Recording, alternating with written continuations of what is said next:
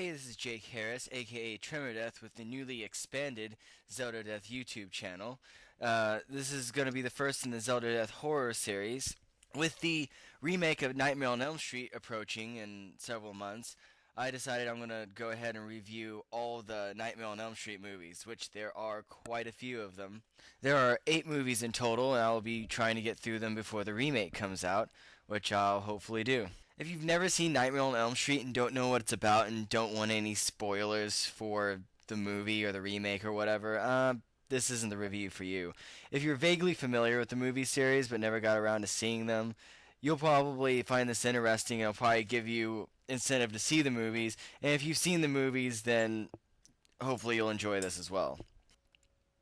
So the movie pretty much starts out with this girl named Tina, and she's having reoccurring nightmares about this guy in a dirty hat and a red and green sweater with a clawed hand. And eventually all the other kids kind of realize that they're having the same dream, but not before Tina gets slaughtered by the guy in her dreams, and it happens in real life. This scene specifically is actually really cool. It sets the groundwork for you not realizing what's reality and what's a dream. And then once you start realizing that it's a dream, then it's probably too late and you're dead. And then once it cuts back to what's happening in real life, it's amazing too, especially considering there's no CG in the scene because it was made in the early 80s. And Tina's just flailing all around and then rolling around in the ceiling. And I know they did this with like an upside down room and whatnot, but it's still really, really cool and extremely brutal. Tina's boyfriend's blamed for the murder, and Nancy, who's played by Heather Langenkamp, has to figure out what's going on because she doesn't think he committed the murder. Then she realizes he's having the same dreams that Tina was having, that she's having, and suspects her boyfriend, who's played by Johnny Depp, is having the same dreams too. Plus, Nancy's dad is like the sheriff of the town, and he pretty much thinks she's just under a lot of stress because of the murder, and doesn't believe anything that she says later on. So at this point, Nancy just starts having all sorts of crazy dreams. These sequences are interesting because a lot of the times the people in the dreams aren't necessarily acting logically, but they're acting like you would in a dream. You're just like, oh look, a goat in the middle of the skull. That's totally normal. I'm just gonna act like that's not out of the ordinary or anything.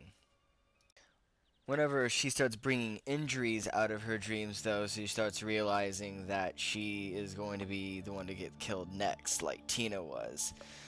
So she starts trying to figure out a way to stop that, and the only way she can figure out how to stop it for the time being is to not sleep. So she starts going on a coffee rampage and not sleeping for days on end just to avoid getting killed. Then things get weirder because Tina's boyfriend gets hanged by his own sheets in his jail cell, and then Nancy's mom's juiced up all the time, and she's just getting no help from anybody, including Johnny Depp.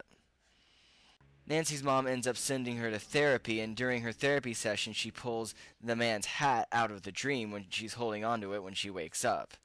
And then she goes on to keep the hat and read it and figures out that it belonged to someone named Fred Krueger. That damn thing. It even has his name written in it. Fred Krueger, Mom. Fred Krueger.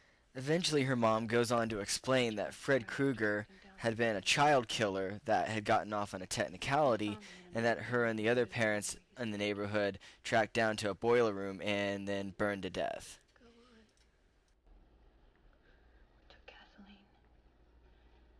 We poured it all around the place and made a trail of it out the door. Then lit the whole thing up and watched it burn.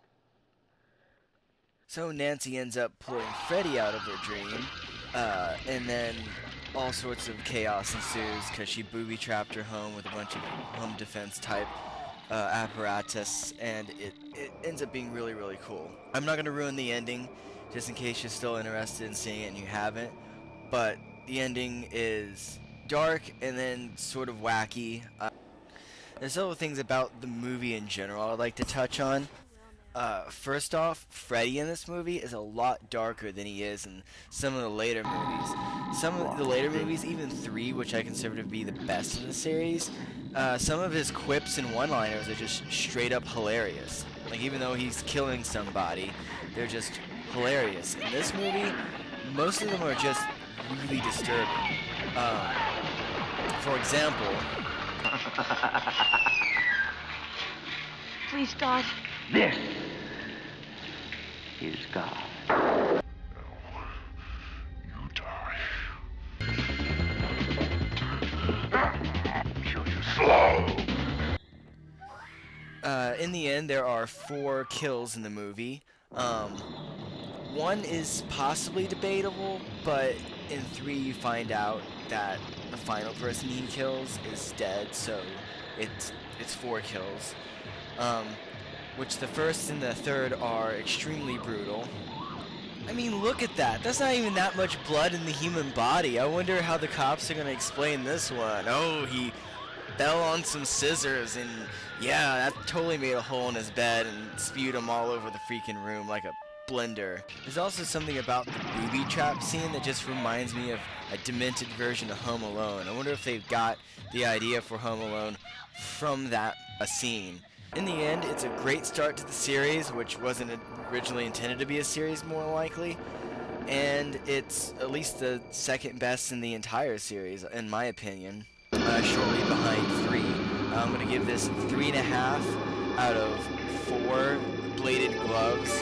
And I'm going to see you guys next time with Nightmare on Elm Street Part 2, Freddy's Revenge.